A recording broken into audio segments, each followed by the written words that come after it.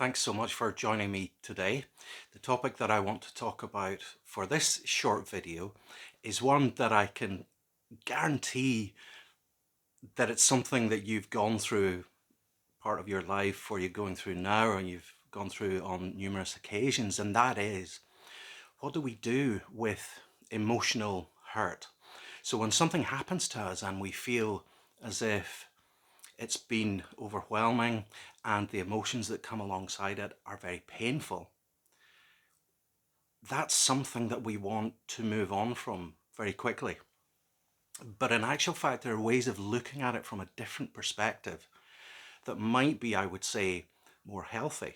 Difficult, but more healthy. So bear with me on that point as I talk through that. If you think about it, when we talk about physical pain is absolutely essential. That doesn't mean that it's pleasant, of course, but it's essential. Consider, for example, if you were a skier, downhill skiing, fell over, you broke your leg, you would know that you had broken your leg because the pain would be unbearable. And that happens for a purpose. Say, for example, you're cooking one night and your hand brushes off the top of the hob and you get a burn. You feel that. It's incredibly painful, even if it's just a small burn. So that's protective. It means that you know that something is going wrong really quickly and you remove yourself from that particular danger. So there's pain that's there. Now, pretty much all of us feel that, physical pain. There are some people who are born with a condition that means that they don't feel pain. And I suspect when you look at that superficially, like I do, it seems like, well, that would be great. Wouldn't that be fantastic if I never had another migraine, or if my sciatica didn't hurt as much as it does when it happens, all of those things. And we're tempted to think, yeah, that would be a good thing. But in actual fact, it's not. It's a bad thing. Okay? Think about it then in terms of emotional pain. Now, if we can avoid emotional pain, then we should do so, obviously, just like we should avoid physical pain. But when that emotional pain comes, it's telling us something. It's telling us something about ourselves. It's not saying anything about the people around us. It's saying something about how we're reacting to a situation.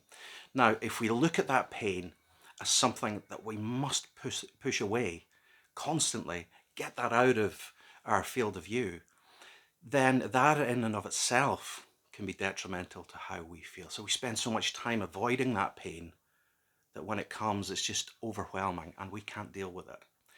But there is another way of looking at this. If you think about pain, emotional pain, psychological pain, as giving us those pointers into how we are as people, as humans, how we relate to each other, then it can give us those pointers that means that we can move on. We can grow from what we've experienced. Now, that's a tough concept, I think, for most of us to think about. To think about being there in the midst of emotional pain, but for there being something positive that can come out of that. That's something that we really need to practice. We need to think about, we need to reflect upon. But it does bear fruit if we look at pain from that perspective. The Holocaust survivor and psychologist, Edith Eger, she said this. She said, "We have the ability to turn painful experiences into growth experiences." Basically, that quote from Dr. Eger sums up what I wanted to say in these very short few minutes. So that's it, that we can turn painful experiences into growth experiences. And that in itself marks us as mature, developed individuals. If we can look at something that's painful and we can say and name it for what it is, but we can move past it and we can say, what did that teach me, that experience? What have I learned from that? What have I learned about myself? Am I more resilient than I thought I was? Am I much more able to cope than I thought I was? or here is something that I can work on that will make me more resilient in the future, or will help me to cope. So all of these things we can take positives from.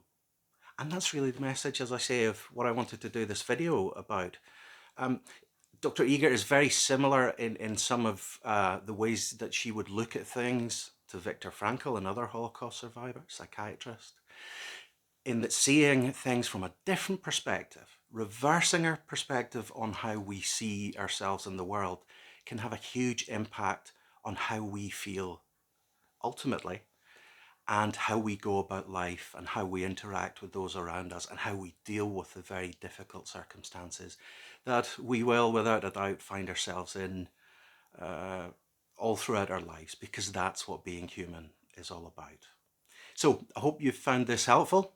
I certainly find some of these writings by Dr. Eger, by Professor Frankl, very instructive